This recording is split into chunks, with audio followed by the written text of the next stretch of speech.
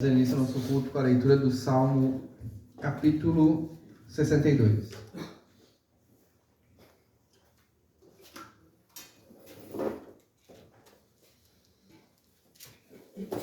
Peço que fiquem em pé para a leitura do Salmo, capítulo 62, que diz assim: Somente em Deus, ó minha alma, dele vem a minha salvação. Somente em Deus, ó minha alma, espera silenciosa, dele vem a minha salvação. Só ele é a minha rocha e a minha salvação, e o meu alto refúgio. Não serei muito abalado. Até quando acometereis vós a um homem? Todos vós para derribares, como se fosse uma parede pendida ou um muro prestes a cair. Só pensam em derribá-lo da sua dignidade. Na mesma mentira se comprazem. De boca bendizem, porém no interior maldizem. Somente em Deus, ó minha alma, espera silenciosa, porque dele vem a minha esperança. Só ele é a minha rocha e a minha salvação, e o meu alto refúgio. Não serei jamais abalado. De Deus dependem a minha salvação e a minha glória. Estão em Deus a minha forte rocha e o meu refúgio. Confiai nele, ó povo, em todo o tempo. Derramai perante ele o vosso coração. Deus é o nosso refúgio. Somente vaidade são os homens plebeus. Falsidade e de fina estirpe, pesado em balança. Eles juntos são mais leves que a vaidade. Não confiarei naquilo que extorquis, nem vos vanglorieis na rapina. Se as vossas riquezas prosperam, não ponhas nela o coração. Uma vez falou Deus, duas vezes ouvi isso, que o poder pertence a Deus, e a ti, Senhor, pertence a graça, pois a cada um retribuís segundo as suas obras. Amém? Esse é mais um salmo que Davi... Podem sentar? Esse é mais um salmo que Davi fala sobre confiança em Deus. E quando a gente vai estudar sobre a natureza humana, que é decaída, e sobre as nossas dificuldades na vida, e a primeira delas é a nossa natureza pecaminosa, porque todo mal provém do pecado, temos dois grandes inimigos na nossa vida, a nossa natureza e Satanás, que nos tenta dia e noite a nos matar, a nos destruir, no nosso coração, na nossa mente. E quando a gente vai ler o livro de Jó, a gente entende... O pastor fez uma pregação muito interessante há alguns meses, ou até mesmo anos, eu não lembro muito tempo atrás, sobre o diabo, né? Que muitas pessoas desconsideram totalmente, outras pessoas elevam totalmente, né? Quando a gente vai ler o livro de Jó, ali no primeiro e no segundo capítulo, é interessante observar que a partir do momento que o Senhor dá autoridade para Satanás atacar Jó, eu não sei se vocês lembram, se vocês têm claro na mente a forma com que Satanás destrói os bens de Jó. A Bíblia relata que no primeiro ou no segundo ataque, quando ele mata as juntas de boi de Jó, que era na época a moeda de riqueza, né? Quantos animais as pessoas tinham, a Bíblia diz que Satanás faz cair fogo do céu e destrói todos os bens de Jó. Então, a gente não deve menosprezar, né, os ataques do inimigo. Claro, eu digo isso para a gente saber que se a gente está aqui é porque realmente Deus é o nosso refúgio. Porque mesmo Satanás tendo todo esse poder, a gente está aqui, a gente está com vida. Porque Deus é poderoso e nada pode acontecer se não for da vontade de Deus. Nem Satanás pode andar um passo se Deus não permitir. Nem nós, nem nenhuma criatura. E o salmista fala duas vezes nesse salmo em alto refúgio. Um alto refúgio, a principal característica de um alto refúgio é que ele é inacessível. Ou seja, o refúgio que o Senhor te coloca, ou quando você se coloca no refúgio de Deus, você está sendo inacessível, pois Deus é todo-poderoso. E nada pode acessar, nada é mais poderoso do que o Senhor. Nem a tua mente, nem as tuas emoções, nem os teus transtornos. Porque muitas vezes é isso que nos ataca, não é um exército humano. Muitas vezes é a nossa mente, é o nosso coração, é nossos sentimentos. E até eles têm que se sujeitar ao Senhor, porque o Senhor é poderoso, o Senhor é o Criador do mundo, o Senhor é o Criador da mente, de cada célula que existe no nosso corpo. Então se refugie nesse auto-refúgio que é o Senhor. Muitas pessoas duvidam, dizem que a Bíblia foi escrita por homens. Essa semana eu ouvi muito isso. Eu não acredito na Bíblia porque ela foi escrita por homens. Eu não acredito porque ela diz que um homem não pode se deitar contra o homem. Isso é horrível. Me falaram muito isso numa reunião essa semana. E eu falei, bom, então você acha que matar é pecado, é errado, certo? Certo. Você acha que estuprar é errado, certo? Certo. Você acha que um casal homoafetivo é certo e a Bíblia é errada. Logo, então, o seu julgamento é melhor que o de Deus. O seu julgamento é superior a Deus, é isso?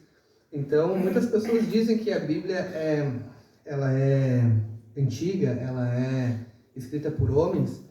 Mas olha esse versículo aqui que diz, versículo 9, somente vaidade são os homens, somente vaidade. Será que isso é antigo?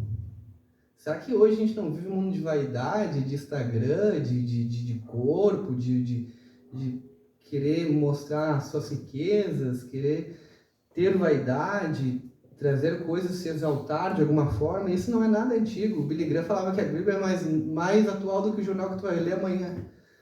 E é nisso que eu acredito, que a Bíblia é a palavra de Deus e que Deus é o Senhor, que é o nosso Senhor e é o nosso refúgio. E os ímpios vão nos atacar, mas o Senhor é o nosso refúgio, o Senhor é a fortaleza bem presente na nossa angústia. Diz aqui, quando você tiver bens, não coloque seu coração nele, coloque seu coração no Senhor. Amém? Amém. Então vamos orar. Obrigado, Senhor Jesus, pela tua palavra. Obrigado, Senhor, por esse dia.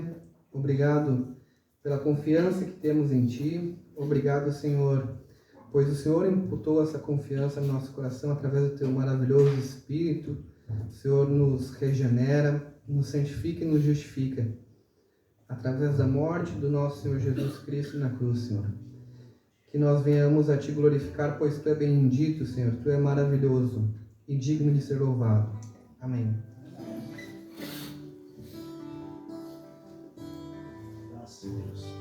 Bom dia, irmãos. Vamos louvar o Senhor juntos.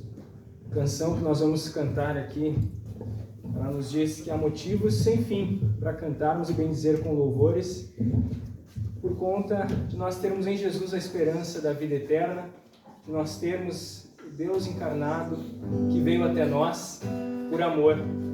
E eu vou ter o cuidado de nós repetirmos algumas vezes para facilitar a compreensão da música.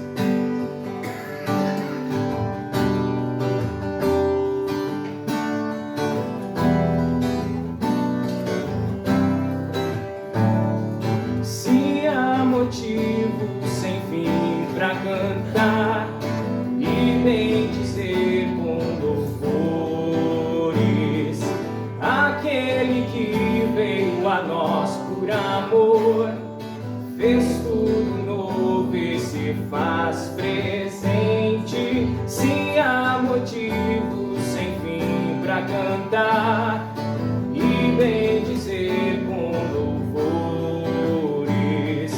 aquele que veio a nós por amor, fez tudo novo e se faz presente. Todo dia em tudo que eu fizer, quero estar atento ao seu falar. Venha a tempestade que vier, bem seguro nele posso confiar. Sempre em Jesus Cristo, nossa esperança.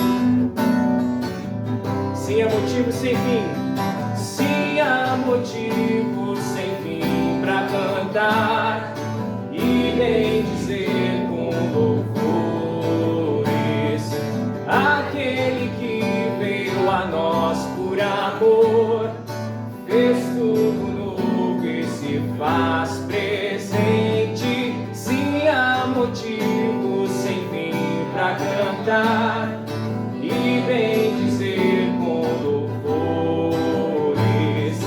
aquele que veio a nós por amor, fez tudo novo e se faz presente todo dia em tudo que eu fizer. Quero estar atento ao seu falar, venha a tempestade que vier, bem seguro nele posso confiar, sempre em Jesus Cristo, nossa esperança. Deus presente entre nós, palavra viva, verdade e vida, nossa salvação, sempre em Jesus Cristo, nossa esperança. Deus presente entre nós, palavra viva, verdade e vida, nossa salvação.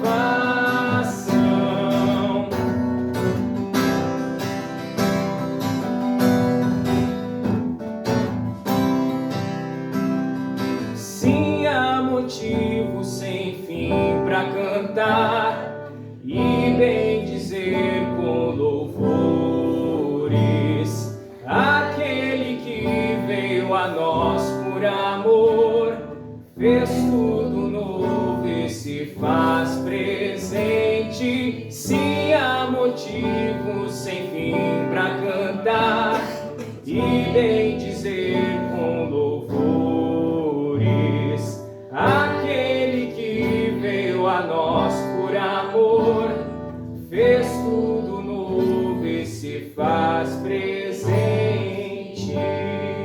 Amém. Glória a Deus.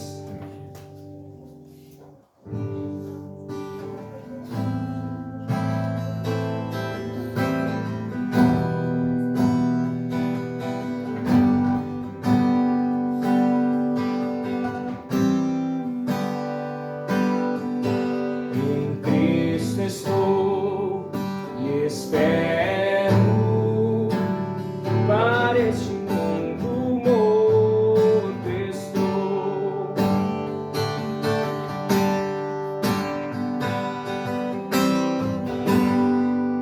Em Cristo estou e espero, Ele é minha luz, minha força e paz, a rocha é onde eu estou, nele pra sempre eu sou de Deus, profundo amor, graça sem fim, em meio à dor me tomas, consolador, meu tudo és, nele eu estou em paz com Deus.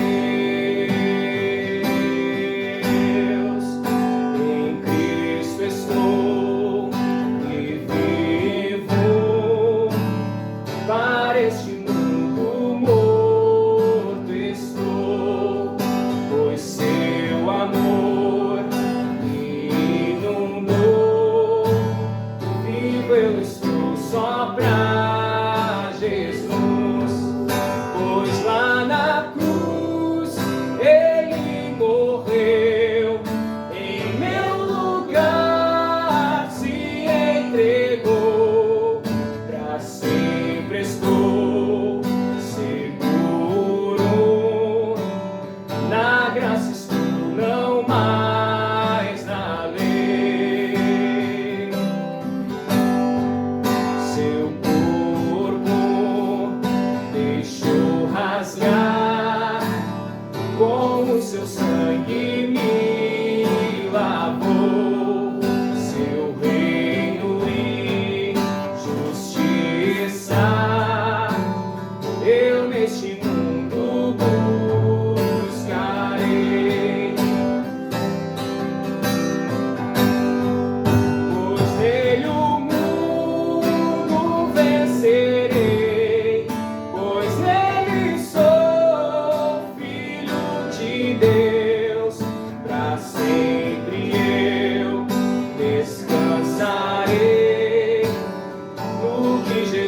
já fez por mim.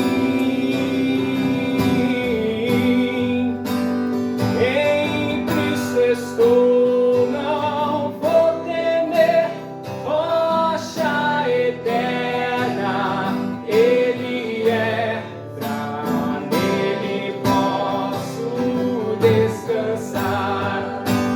Em Cristo estou, não vou temer, rocha eterna Ele é, só nele posso descansar.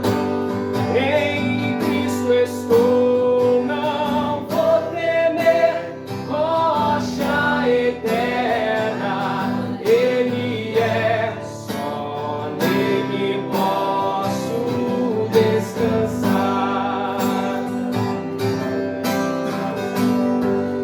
Em glória eu breve estarei, Cristo é o meu destino, e eu verei sua face, contemplarei meu Deus e Rei. Os anos vão passar sem fim, eu louvarei pra sempre ao Redentor, Filho de Deus, Cristo Jesus, o Rei dos Reis. Em Cristo estou, não vou temer, rocha eterna Ele é, só nele posso descansar. Em Cristo estou, não vou temer, rocha eterna Ele é, só nele posso descansar. Só nele posso descansar. Amém. Amém. Graças a Deus. Paz, meus irmãos. Vamos orar. Senhor Deus eterno, nós te louvamos, nós te bendizemos, nós te glorificamos de todo o nosso coração.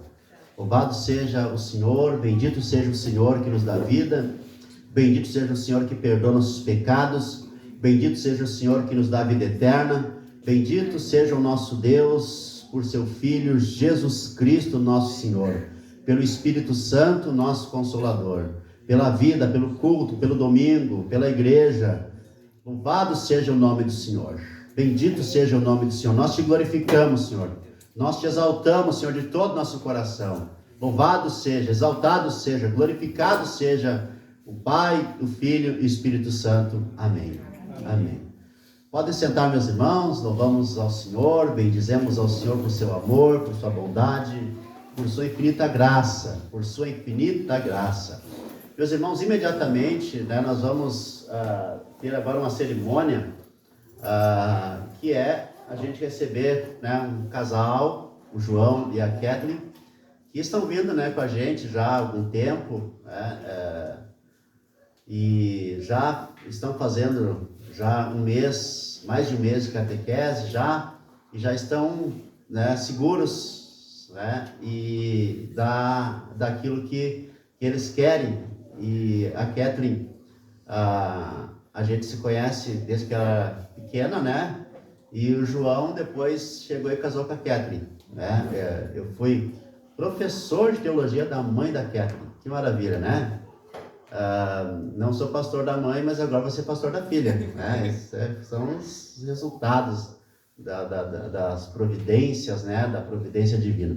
Então eu quero chamar o João e a Kathleen aqui na frente. Na verdade, não é só o João e a Kathleen, é o João, a Kathleen e o Caleb, São três, não são dois, porque o Caleb está bem quietinho ali, com a Kathleen, no útero maravilhoso, abençoado da Kathleen. Então, eu quero dizer a vocês, João e Kathleen e Caleb, né? Daqui uns dias o Caleb vai estar aqui, vamos batizar o Caleb, vai ser uma grande festa, vai ser uma maravilha, né? E eu quero dizer que vocês são bem-vindos, né? À nossa comunidade, à nossa capela, à nossa igreja, e os irmãos, né? Os que estão aqui hoje, querem receber vocês com muito amor, com muito carinho, e sabendo que vocês, né, são pessoas abençoadas e vieram para trabalhar, né? O João, no primeiro dia que ele veio ao culto, aliás, no segundo dia que ele veio ao culto, ele já foi lá em casa buscar os materiais, já chegou trabalhando, né? E é isso aí. E é isso aí, né?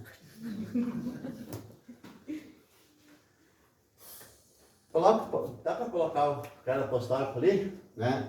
Eu quero declarar a vocês também, né, que a gente já conversou, a gente já está no ensinamento, né? Vocês já fizeram todas as perguntas possíveis sobre a capela, eu já respondi todas as perguntas possíveis, a gente já está passando toda a nossa doutrina que a gente crê, mas a nossa fé, João e Kathleen, se resume, né, no credo apostólico.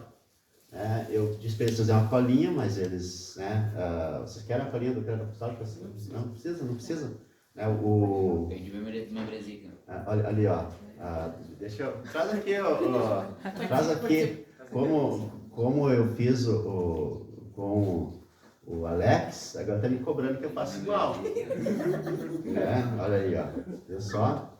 Aí, ó. O Alex e a Sueli, né, e o Henrique foram recebidos, né?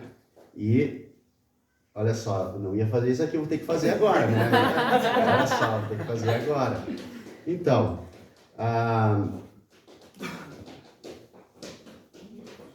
vocês vão repetir isso aqui, tá? Vamos lá, compromisso de membresia. Eu vou falar e vocês repetem, para ficar mais certinho, tá? Até para aparecer melhor também no vídeo. Como membro da Capela Missional, comprometo-me em crer, defender e testemunhar as doutrinas da fé evangélica, como pregadas pela Capela Missional. Comprometo-me em colaborar e contribuir de todas as formas com a Capela Missional. Comprometo-me em zelar pela doutrina e pelo bom nome da Capela Missional. Em meu testemunho pessoal e como testemunho pessoal. Bonito, né? Nossa, sensacional. E agora eu quero dizer para vocês que a nossa doutrina toda se resume, né? A nossa fé, a fé da igreja, é a nossa fé do cristianismo histórico, né? A fé lá dos pais da igreja, e que está resumida no credo apostólico. Então, repitam comigo o credo apostólico e convido a igreja para recitar junto, para a gente, né, fazer uma unidade aqui. Creio em Deus, Pai Todo-Poderoso, Criador do céu e da terra. Creio em Jesus Cristo, seu único Filho, nosso Senhor, o qual foi concebido por obra do Espírito Santo. Nasceu da Virgem Maria, padeceu sob o poder de Pôncio Pilatos, foi crucificado, morto e sepultado. Desceu ao inferno, ressurgiu dos mortos ao terceiro dia, subiu ao céu, está sentado à direita de Deus Pai Todo-Poderoso, de onde há de vir para julgar os vivos e os mortos. Creio no Espírito Santo, na Santa Igreja Católica, na comunhão dos santos, na remissão dos pecados, na ressurreição do corpo, na vida eterna. Amém. Esta é a nossa fé, esta é a fé da igreja, esta é a fé que professamos, esta é a fé na qual nós cremos. Vocês creem juntos? Amém. Então, com muita alegria, em nome do nosso Senhor Jesus Cristo, né, junto com a igreja, nós recebemos vocês como membro desse corpo, como membro da Capela Missional, e agora, bora trabalhar. Amém? Vamos aplaudir a Jesus, né, pela essa vitória, por essa dor que foi trazida, né, o João e a Kathleen para cá. Deus abençoe vocês e sintam-se acolhidos, sintam-se recebidos em nosso meio, em nome de Jesus. Amém? Muito obrigado. Vamos à palavra agora. E o Alex, né? A família do Alex, o Alex, a Suelen, o Rick, são os padrinhos, né? Os padrinhos do acolhimento, né? Deles, porque são, inclusive, a Suelen, vocês são primas, né? A Suelen e a Kathleen são primas. E é uma bênção de Deus. Vocês são bênçãos de Deus e vieram para ser bênçãos de Deus. Meus irmãos, olha só, nós estamos na nossa jornada em Provérbios e hoje nós vamos ao sermão número 5, né? E nós vamos expor o capítulo número 2 de Provérbios. Então, se vocês têm a sua Bíblia, abrem na sua Bíblia ou acompanhem aqui, né, na projeção o capítulo 2 do livro de Provérbios. Nós vamos passar todo o livro de Provérbios, nós vamos ler todos os livros de Provérbios, capítulo por capítulo, e às vezes nós vamos voltar a alguns textos necessários. Então nós vamos examinar os capítulos, mas quem sabe um domingo ou outro nós vamos voltar a 2, 3 versículos, 2, 3 textos. Nós estamos sem pressa, né, para fazer todo o livro de Provérbios. Eu vou ler, meus irmãos, os versos de 2 a 5, porque depois nós vamos ler todo o capítulo, vai estar todo o capítulo aqui também na projeção, quando a gente for passando, né, o texto todo. Filho meu, se aceitares as minhas palavras e esconderes contigo os meus mandamentos, para fazeres atento à sabedoria o teu ouvido, e para inclinares o coração ao entendimento, e se clamares por inteligência e por entendimento, alçares a voz, se buscares a sabedoria como a prata, e como a tesouros escondidos a procurares, então entenderás o temor do Senhor e acharás o conhecimento de Deus. Amém. Irmãos, nesse capítulo nós vamos ver, né, esse capítulo todo da perspectiva da busca pela vida sábia, a vida em sabedoria. A vida vivida para a glória de Deus, como a gente tem falado nos últimos domingos, quando examinamos o texto de Provérbios. A vida sábia é a busca pela vida segundo a vontade de Deus. Por exemplo, muitas pessoas, né, estão buscando a vontade de Deus de uma forma meio profética. Tem muitos grupos, inclusive cristãos evangélicos, que eles fazem campanhas com determinados profetas ou convidam determinadas pessoas e eu testemunhei já isso acontecer num culto, onde existia lá um cara, né, um homem, um pregador, que supostamente revelava a vontade de Deus para as pessoas. Então, depois do culto, formava-se aquela fila enorme para as pessoas ir lá para ele revelar a vontade de Deus para as pessoas. Irmãos, apesar disso ser uma prática, né, muito conhecida no mundo inteiro, principalmente, né, em igrejas como nos Estados Unidos, tem muito disso, né, muitas igrejas onde tem os profetas, e aqui também tem bastante disso, mas é um ramo, né, evangélico, um subgrupo, né, digamos assim, onde acontece isso ainda, tem os seus profetas. E essa semana eu vi um vídeo onde o pregador estava dizendo, nós precisamos de profetas amorosos, porque os nossos profetas hoje, eles estão muito irados, muito sem amor, né? E se a gente for ver Jeremias, Isaías, eles falavam verdades duras, mas com amor. Jesus, os profetas, eles sempre falavam verdades duras, mas sempre completavam com a palavra de amor e com o evangelho. Hoje os profetas querem a lei, né?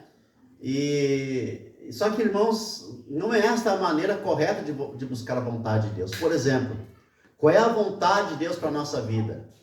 Como eu posso saber a vontade de Deus? É simples. A vontade de Deus maior está nos 10 mandamentos. O que eu faço com Deus? Adoro a Deus. Dou exclusividade a Deus. Dou prioridade ao culto. Como eu trato os pais? Honrando pai e mãe.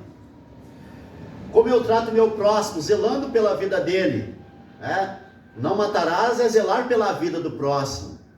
Como eu me comporto na sociedade, zelando, fazendo bem a todo mundo que eu encontrar, que precisar de mim. como eu trato, como deve ser, qual é a vontade de Deus para o meu casamento, não adulterarás, o não adulterarás, né? Também lá no outro mandamento, no mandamento número 10, não cobiçarás a mulher do próximo. Qual é a vontade de Deus para o meu casamento? Amor, o mandamento número 7 está explicado no capítulo 5 de Efésios.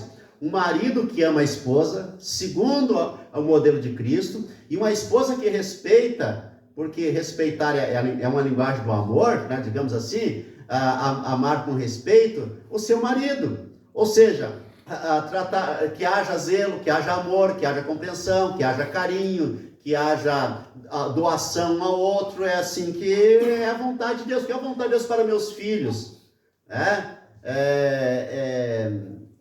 É que eu ame a mãe deles. A vontade de Deus para ensinar os filhos, mesmo adultos, é amar a mãe dos filhos. Qual é a vontade de Deus para os filhos na perspectiva da mãe? Amar o seu marido, o pai dos filhos. Por quê? Porque amando, por exemplo, quando os pais estão bem dentro de casa, bem, com conexão mental, emocional, íntima também, né, os filhos são maravilhas. Agora, quando os pais se desentendem, o que vai transmitir aos filhos? Não apenas mau exemplo, mas também a energia, né, digamos assim, ou o estado, a condição espiritual de uma casa sem paz.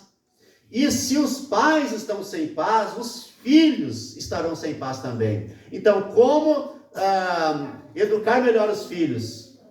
Os pais estando em paz, os pais estando bem, os pais estando focados no outro, amando um ao outro. Quanto mais carinho, né? Às vezes os filhos, quando tem lá os seus 7, 8, 10 anos, né? Eles veem os pais se beijando e dizem, ai que nojo. Na verdade, eles estão felizes da vida de ver os pais bem, né? Nossa, que maravilha. Então, quem não tem filho ainda, ou quem está chegando, os filhos, né? No caso, o João e da Kétra, ou quem tem filhos pequenos, vocês precisam de paz na casa. Uma casa em paz não quer guerra com ninguém, né?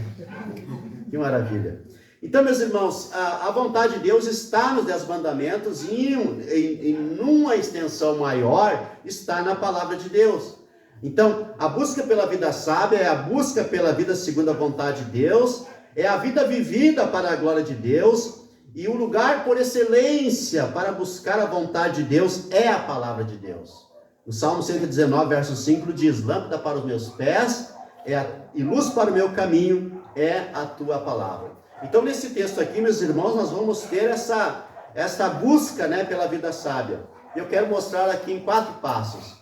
O primeiro passo é que a busca pela vida sábia é uma busca pelo próprio Deus. A busca pela vida sábia é uma busca pelo próprio Deus. Os versos 1 a 5 diz, filho meu, se aceitares as minhas palavras e esconderes contigo os meus mandamentos, para fazeres atento à sabedoria do teu ouvido, e para inclinares o coração ao entendimento, e se clamares por inteligência, e por entendimento alçares a voz, se buscares a sabedoria como prata, e como a tesouros escondido a procurares, então entenderás o temor do Senhor, e acharás o conhecimento de Deus.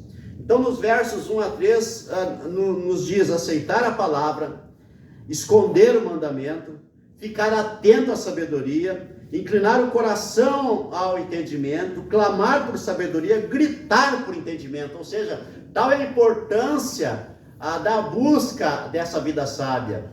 Mas o que significa? A busca por cumprir a vontade de Deus, por viver segundo a vontade de Deus. Então, por exemplo, no relacionamento da família, como se faz isso? Buscando a vontade de Deus. Qual é a vontade de Deus para nós?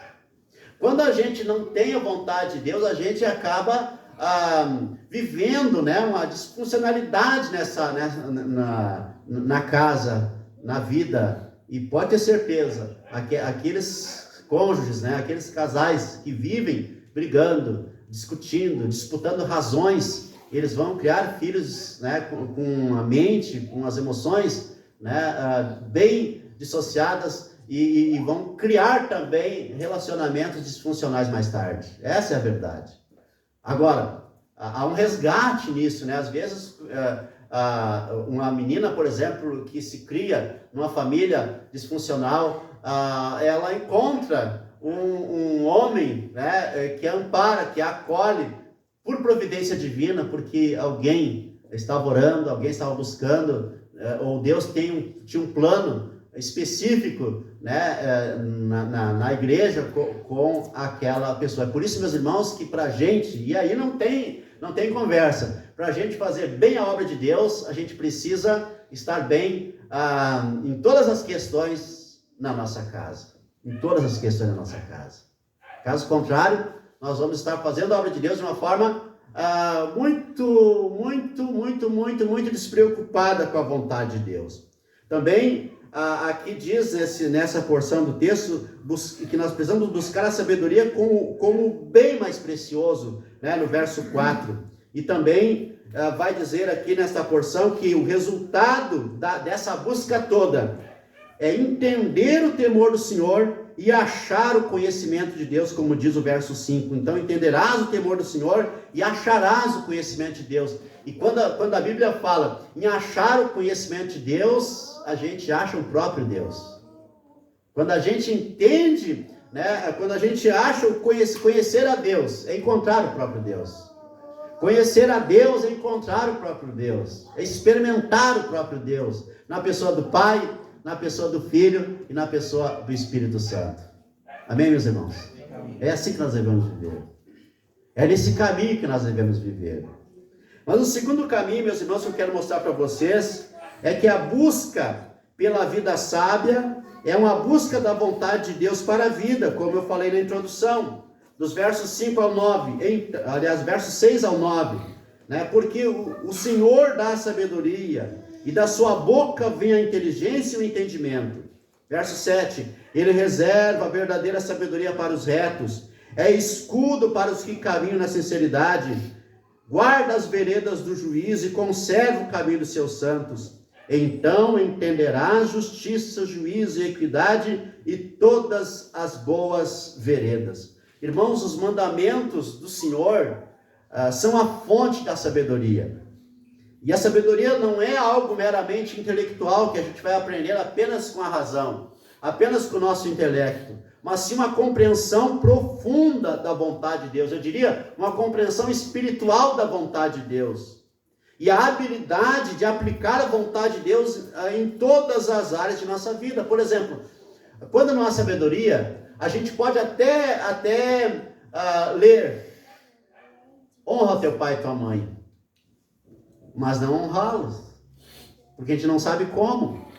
A gente pode até ler o 6º mandamento, não matarás, mas a gente pode maltratar o próximo, humilhar o próximo. Isso, e meus irmãos, isso de uma instância mais profunda, numa instância humana, de comportamento humano, isso é um atentado contra a vida do próximo. E Jesus disse isso, né?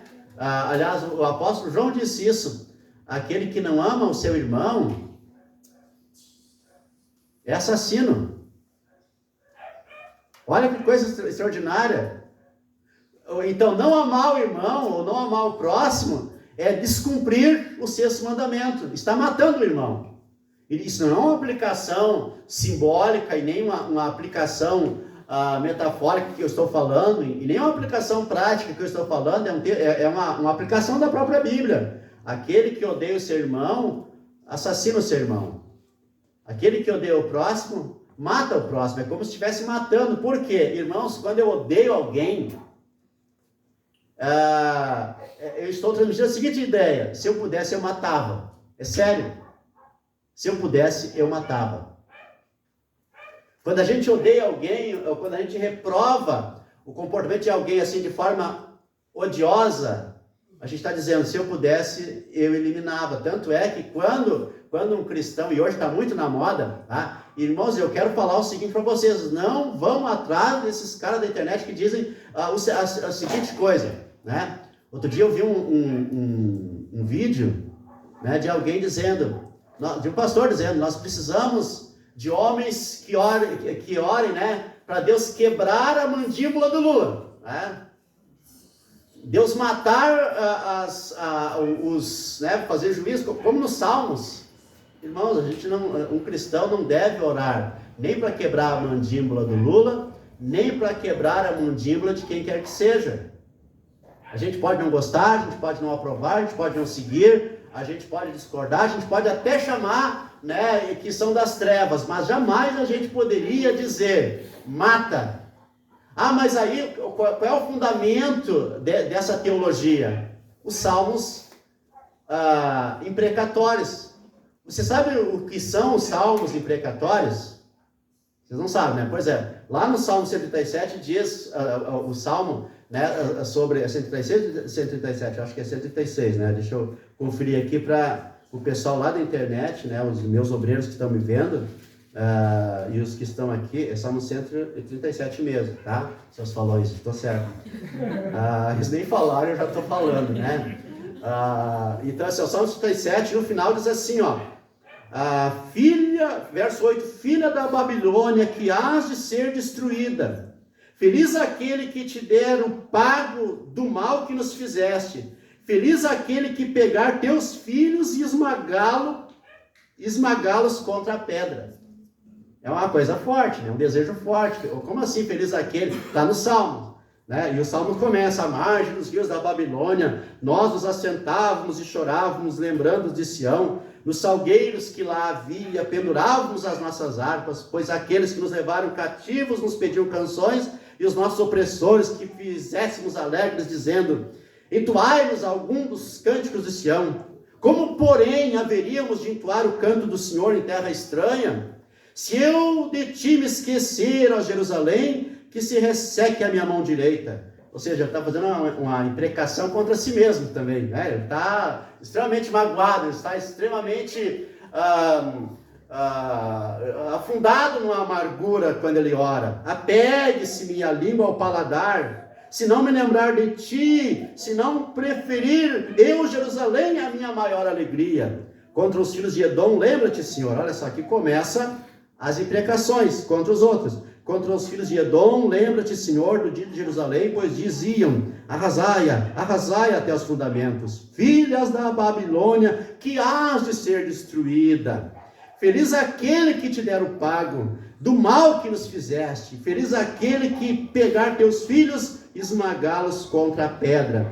Irmãos, não. Aí as pessoas dizem, nós temos que orar assim contra os inimigos, nós temos que orar assim contra os deputados, temos que orar assim contra o Xandão, né? Nós temos que orar assim contra os pentecostais, nós temos que orar assim contra a sogra, nós temos que orar assim contra... Não! Deus, minha sogra está aqui, isso não, né? Nós temos que orar assim contra quem nos logrou, nós temos que orar assim contra quem nos passou a perna, com quem nos passou para trás, nós temos que orar assim contra o ex-pastor que nos... Né?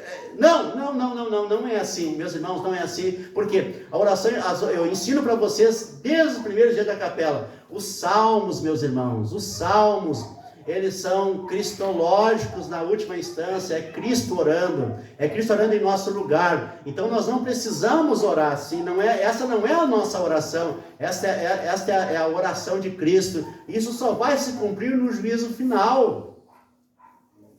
Quem vai fazer isso aqui? Óbvio que isso aqui é uma metáfora gigantesca do juízo final, e não uma atitude nossa, não somos nós que temos que orar, esmaga, Senhor, a cabeça do meu inimigo. Jesus disse ao contrário. O que Jesus disse sobre o inimigo? Ama o teu inimigo e deseja a morte de quem os persegue. É isso, meus irmãos, que Jesus disse? Não. Ama o teu inimigo e ore por aqueles que te perseguem. Foi assim que Jesus disse? Foi? Isso combina com o salmo imprecatório? Não. Então nós não podemos orar o salmo imprecatório em nenhuma instância. Em nenhuma instância. Porque o salmo imprecatório é uma missão de Jesus, ele é cristológico. Porque não combina com o evangelho. Irmãos, então, meus irmãos, o que acontece? A vida, ela é a vida sábia e a sabedoria é saber aplicar a vontade de Deus na nossa vida. Por isso que o sexto mandamento é isso. Por exemplo, a pessoa pode orar, não adulterarás, e pensar, olha, não adultério, eu não traio minha mulher nem meu marido, né? Eu sou fiel. Mas não é isso só que o mandamento não adulterarás está falando. A palavra adultério significa alguma mancha. tirar a originalidade, tirar a pureza. Então, meus irmãos, se o marido, por exemplo, for adepto, né, de consumo, por exemplo, de pornografia, está adulterando, acreditem, está adulterando.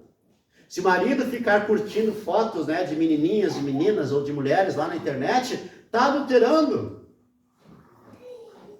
A mulher faz menos, mas pode fazer também, e é adultério. Brincadeirinhas, né, no trabalho lá com coleguinhas de trabalho, é adultério. Seja do homem, seja da mulher, brincadeirinhas assim, sabe, aquelas brincadeirinhas maldosas, eróticas, né? Aqueles olhares. Não, mas eu não adulterei, de fato, adulterou no coração. Jesus falou isso. Aquele que olhar com intenção de adultério, intenção impura, com intenção de adultério no coração, já está adulterando. Porque o único homem para a mulher é o seu marido, os outros são seres masculinos. Olha, inventei uma nova aqui. Inventei uma nova agora. E vou adotar. O único homem da mulher casada é o seu marido, os outros são seres masculinos. A única mulher para o homem casado é a sua esposa, a sua mulher. As outras, obviamente, são seres femininos. Tem que ser assim, meus irmãos. Nosso olho, a nossa fidelidade começa nem nos nossos olhos, mas na nossa mente, na nossa mentalidade.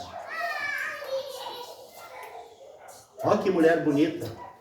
Não tem mulher bonita para o homem casado. Só tem mulheres. E não tem homem bonito. Não estou falando, meus irmãos, o pastor já está radicalizando, e a beleza que Deus criou. Olha, o adultério começa assim, a malícia começa assim, então é melhor a gente radicalizar. Fiz um pacto com meus olhos de não olhar para jovem nenhuma. É isso que está na palavra. Então, esse texto, meus irmãos, ele nos fala exatamente isso. Então, sabedoria é entender o sentido da palavra, de conseguir aplicar ela na vida. E segundo esses versos, é uma experiência de quem encontrou a Deus. Aí vive uma vida abençoada, segundo os versos 5 e 6. Uma vida debaixo da provisão e providência divina, dos versos 7 ao 9. E uma vida com entendimento e com discernimento, né? O verso 9. Então entenderás justiça, juízo e equidade em todas as boas veredas. Uma vida abençoada. Porque o Senhor dá sabedoria, verso 6. E da sua boca vem a inteligência e o entendimento. Uma vida debaixo da provisão e providência divina, verso 7 e 8. Ele reserva a verdadeira sabedoria para os retos. E é escudo para os que caminham na sinceridade.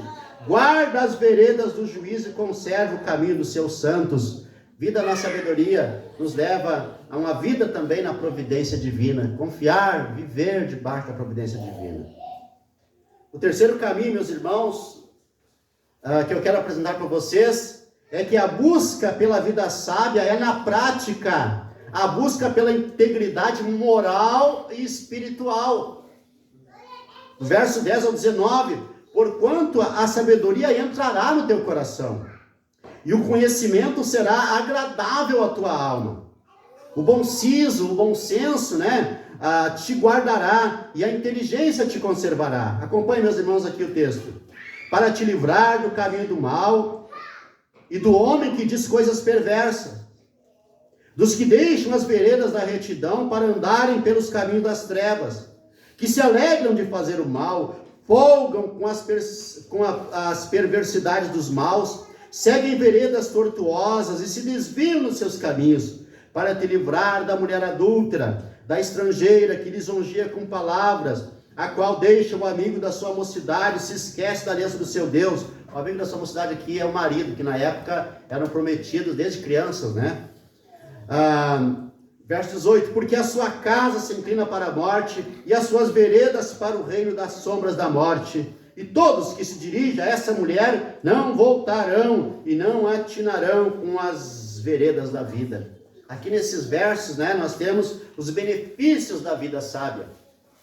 A sabedoria divina traz consigo uma série de bênçãos e benefícios que estão relatados aqui. primeiro benefício, ou os primeiros benefícios, vida interior organizada.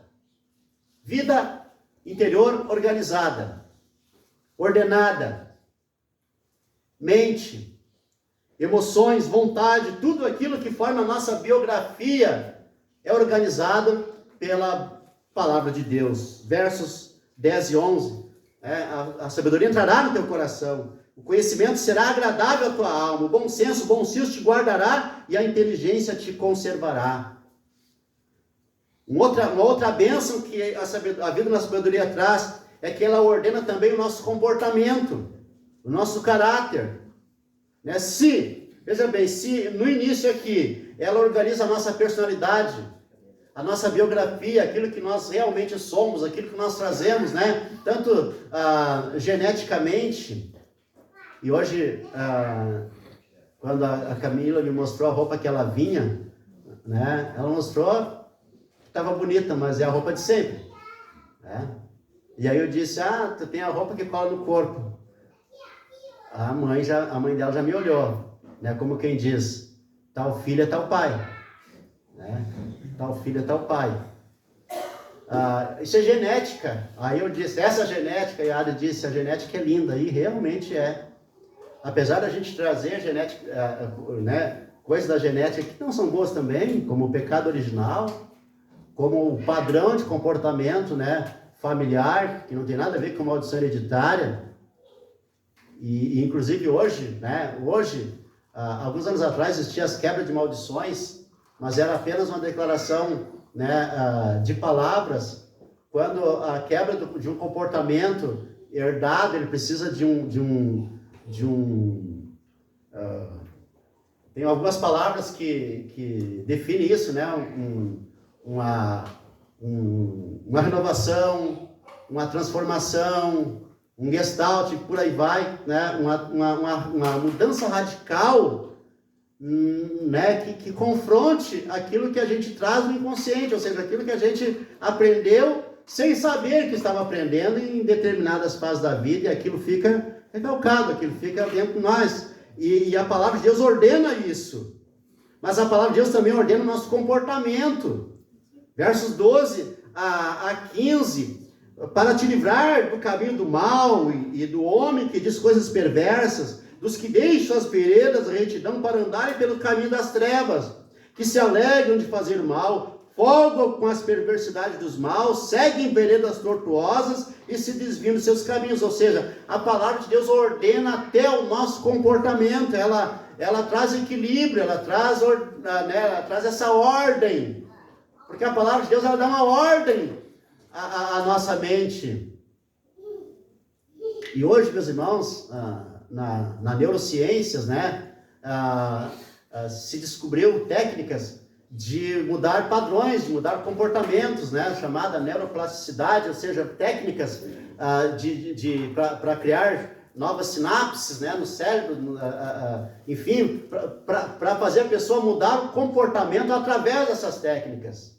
Pois a palavra de Deus faz isso, meus irmãos. Tanto que o apóstolo Paulo vai dizer, você precisa se transformar, aquele que viveu uma nova vida, aquele que era adúltero não adultere mais. Aquele que mentia, não minta mais. Aquele que roubava, não roube mais. Aquele que agia de forma incorreta, agora passe a agir corretamente. Em Romanos também, Paulo diz, né? Romanos 12.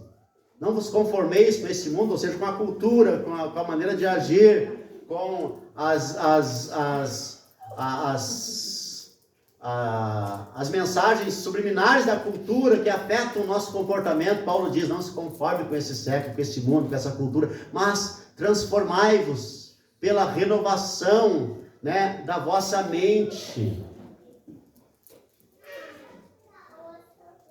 Lá no grego, nous, né, a mentalidade, a mente.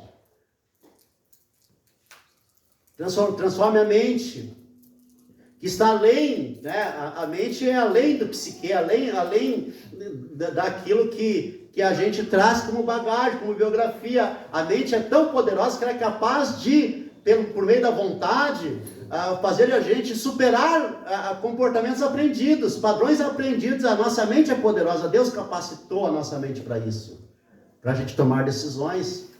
Ora, se eu vi o meu pai adulterando, eu não preciso adulterar, eu posso mudar esse padrão, quebrar esse padrão.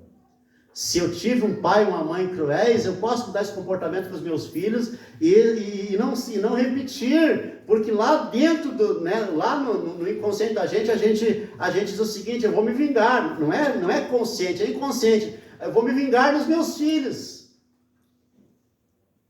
Vou fazer eles passar trabalho também. Ou a gente viu pai, mãe, avô, avó maltratar o cônjuge, né? E a gente, por vingança, a gente quer fazer também. E quando a gente, vê um casal feliz, a gente diz: só pode ser falso. Só pode ser falso. Só pode ser aparência. Porque a gente diz assim: no fundo não são felizes. Não é isso que a gente diz? A gente até diz, que qualquer foto de Instagram, a gente diz o seguinte, que a gente está, foto de casal feliz, está buscando a aprovação dos outros, e às vezes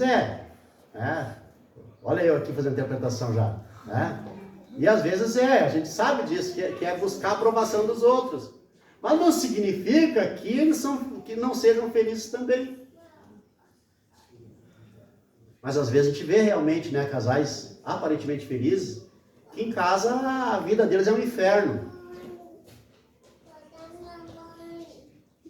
Então, meus irmãos, a palavra de Deus também ordena, o comportamento para a vida moral. Além da mentalidade, além da personalidade, além do caráter. A personalidade é o que a gente é, o caráter é o que a gente aprende e pratica.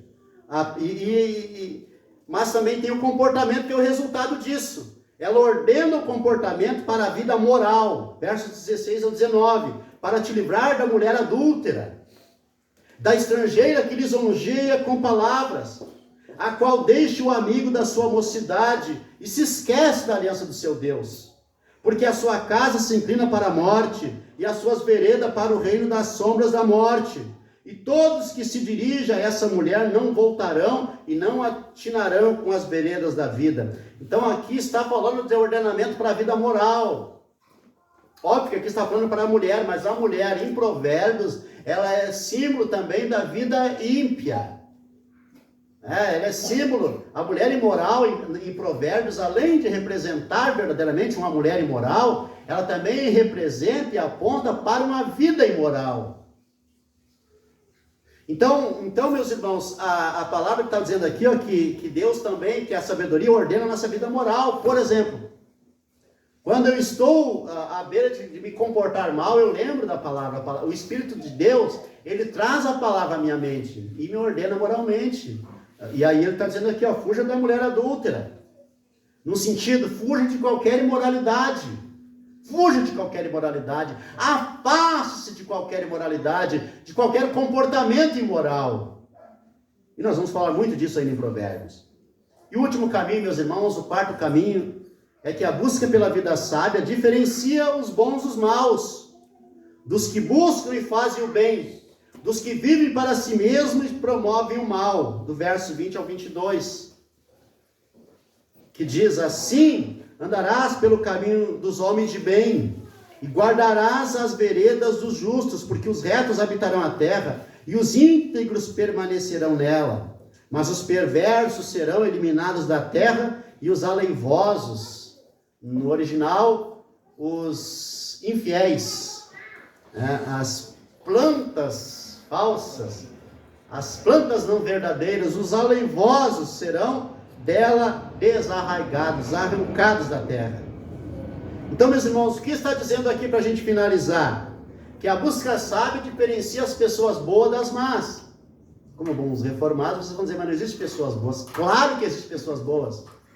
Não é isso que diz lá que ninguém é bom, não há nenhum bom. Claro que não disse na essência, né, por causa do pecado, mas é óbvio que existem pessoas boas. Aquelas que praticam o bem são pessoas boas na prática. Por quê? Porque Deus as transformou, porque Deus as transformou em pessoas boas. A palavra transforma em pessoas boas nesse sentido, de praticar o que é bom, de praticar. Não, mas a gente não pratica nada bom. Sim, pela palavra de Deus a gente passa a praticar o que é bom e o que é para o bem.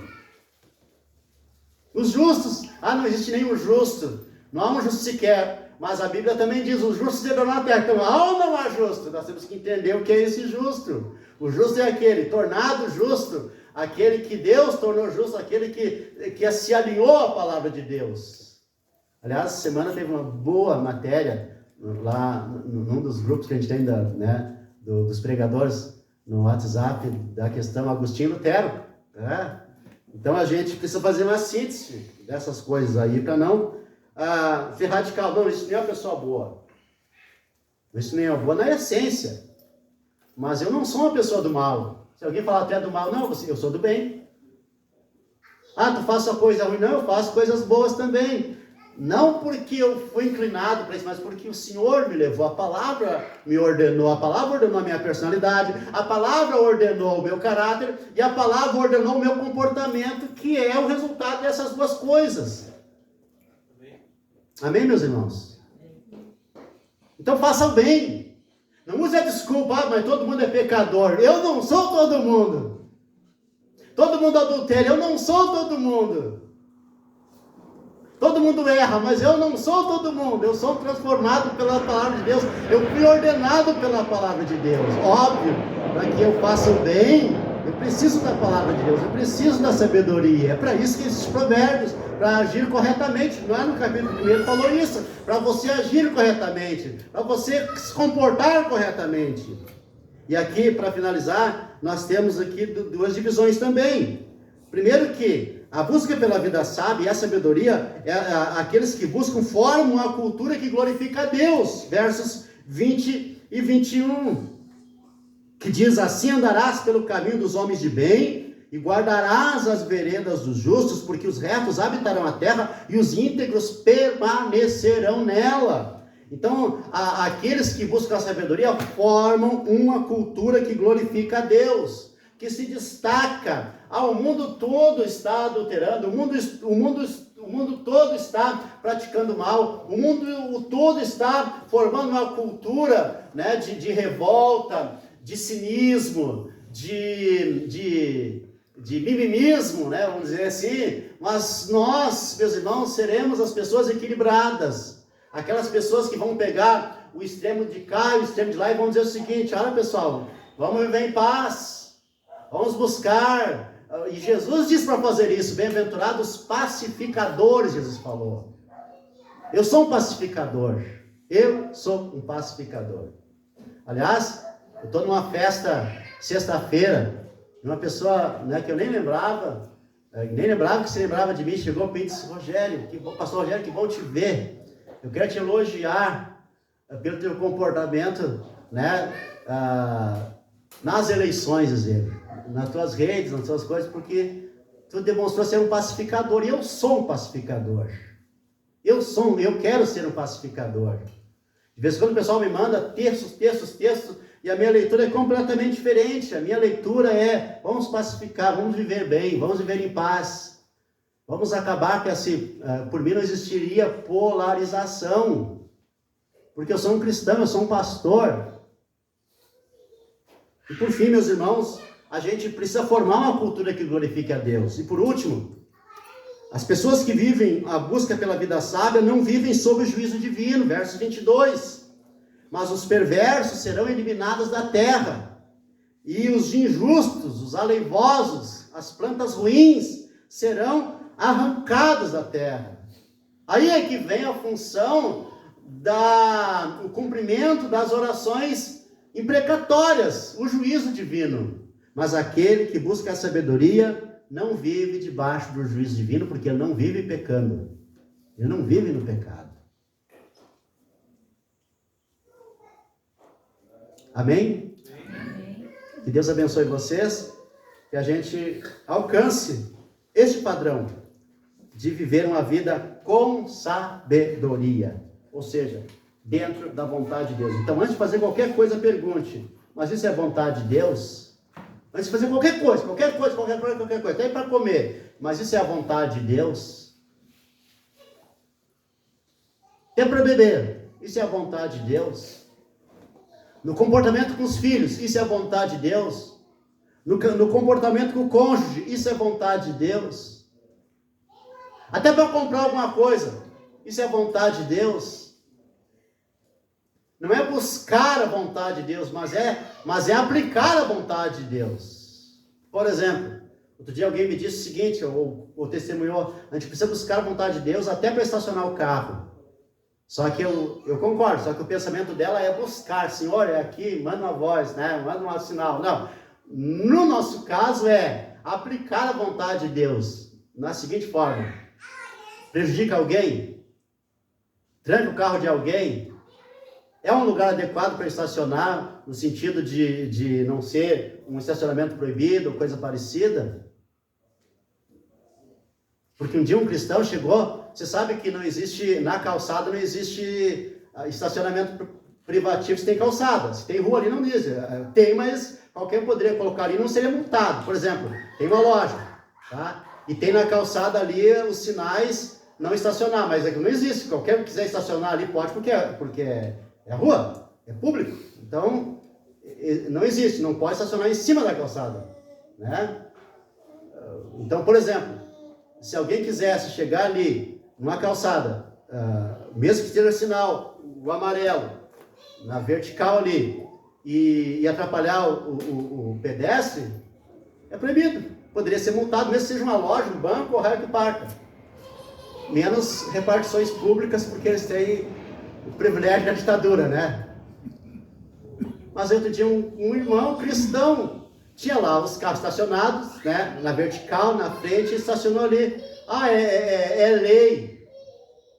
Mas o cristão não faria isso. Por quê? Porque aquele estacionamento não é a vontade de Deus, apesar de ser legal, mas não é moral. Não é justo, porque vai trancar carros que estão ali estacionados, porque na boa fé da cultura local estacionaram, o cara vai lá e tranca 4 carros. Ele devia ter buscado a vontade de Deus. É a vontade de Deus que estaciona aqui? Bom, onde está a vontade de Deus? Nos mandamentos. No 6º mandamento, não matarás, tratarás bem o teu próximo. Amém? A vontade de Deus está toda revelada, é só a gente aplicar. Vamos ficar em pé?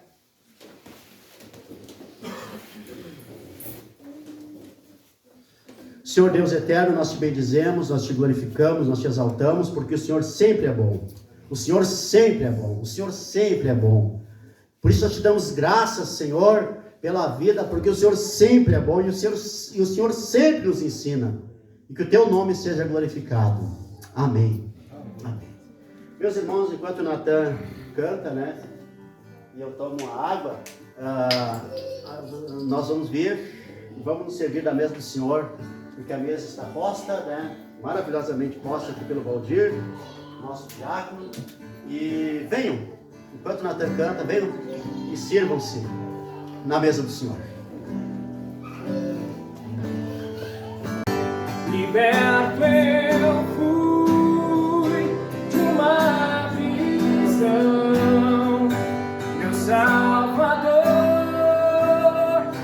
me resgatou, misericórdia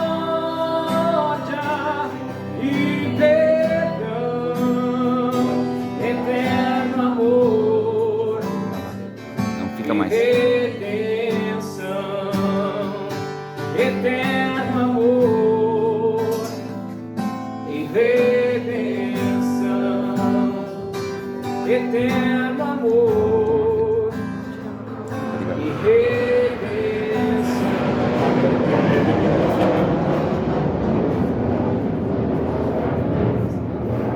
Meus irmãos, a palavra do Senhor diz que o Senhor Jesus, na noite que foi traído, tomou pão, e tendo dado graças, o partiu e disse: este é o meu corpo que é dado por vós, façam isto em memória de mim. Por semelhante modo também, depois de haver ceado, tomou o cálice, dizendo: Este cálice é a nova aliança no meu sangue, façam isto em memória de mim. Porque todas as vezes que comerdes o pão ou beberdes o cálice, anunciais a morte do Senhor até que Ele venha. Amém. Senhor Deus, nós te damos graças pelo pão e te pedimos a bênção para o cálice.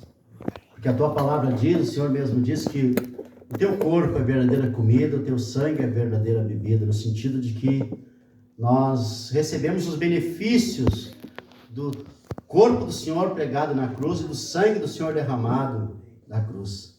Nós te louvamos, nós te bendizemos, em nome de Jesus. Mais uma vez, te damos graças pelo pão e te pedimos a bênção para o cálice, para a glória de Deus. Amém. Amém. Como, meus irmãos?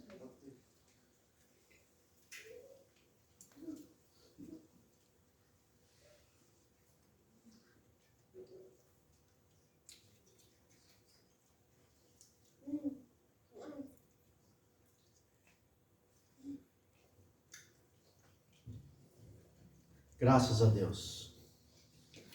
Bebam, em nome de Jesus.